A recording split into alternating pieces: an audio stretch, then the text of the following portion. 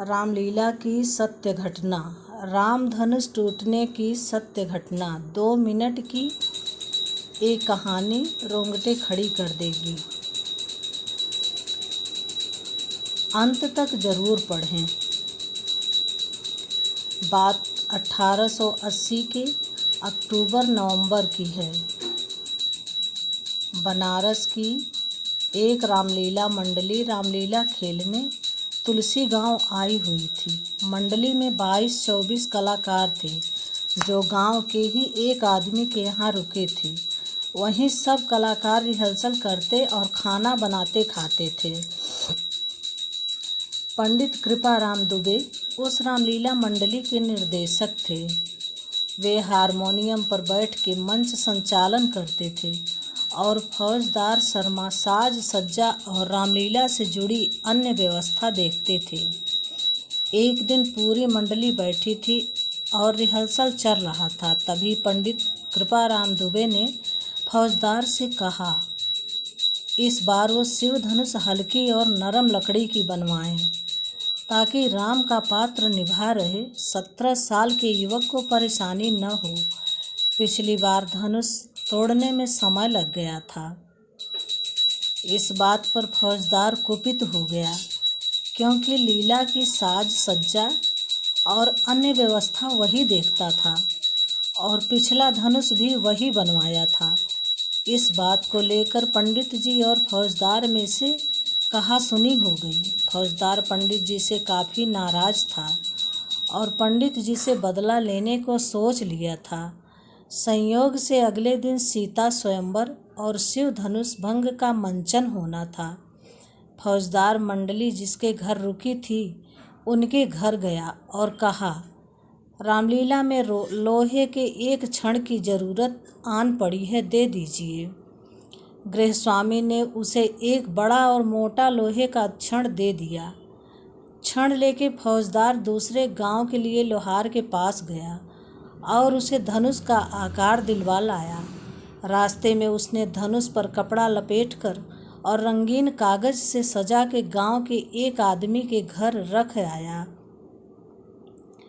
रात में रामलीला शुरू हुआ तो फौजदार ने चुपके से धनुष बदल दिया और लोहे वाला धनुष ले जाके मंच के आगे रख दिया और खुद पर्दे के पीछे जाके तमाशा देखने के लिए खड़ा हो गया।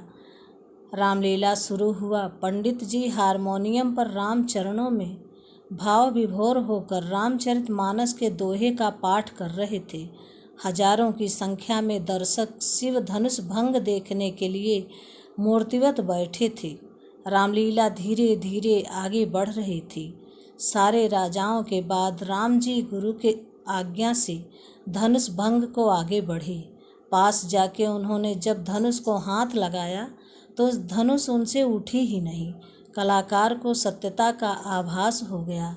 उस 17 वर्षीय कलाकार ने पंडित कृपाराम दुबे की तरफ कातर दृष्टि से देखा तो पंडित जी समझ गए कि दाल में कुछ काला है। उन्होंने सोचा कि आज इज्जत चली जाएगी हजारों लोगों के सामने और एक कलाकार की नहीं, स्वयं प्रभु राम की इज्जत दांव पर लगने वाली है।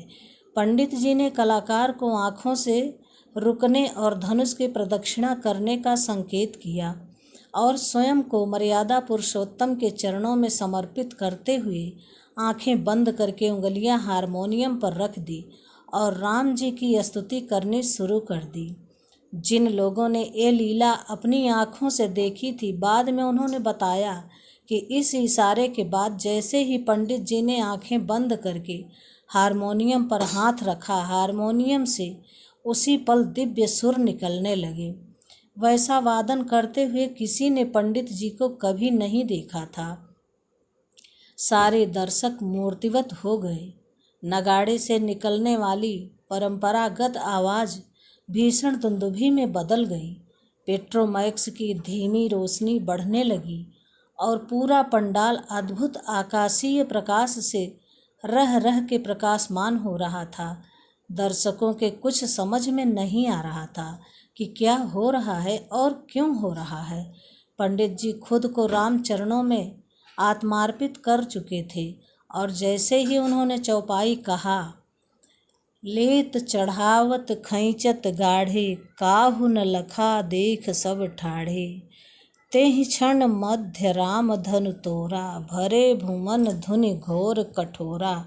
पंडित जी के चौपाई पढ़ते ही आसमान में भीषण बिजली कड़की और मंच पर रखे लोहे के धनुष को कलाकार ने 2 भागों में तोड़ दिया। लोग बताते हैं कि ये सब कैसे हुआ और कब हुआ, किसी ने कुछ नहीं देखा।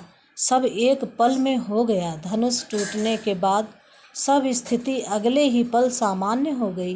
पंडित जी मंच के बीच गए और टूटे धनुष और कलाकार के सन्मुख दंडवत हो गए। लोग शिव धनुष भंग पर जय श्री राम का उद्घोष कर रहे थे और पंडित जी की आंखों से श्रद्धा के आंसू निकल रहे थे।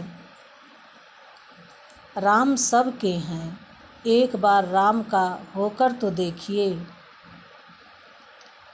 बोलिए मर्यादा पुरुषोत्तम भगवान श्री रामचंद्र की जय। जय श्री राम, जय सनातन धर्म।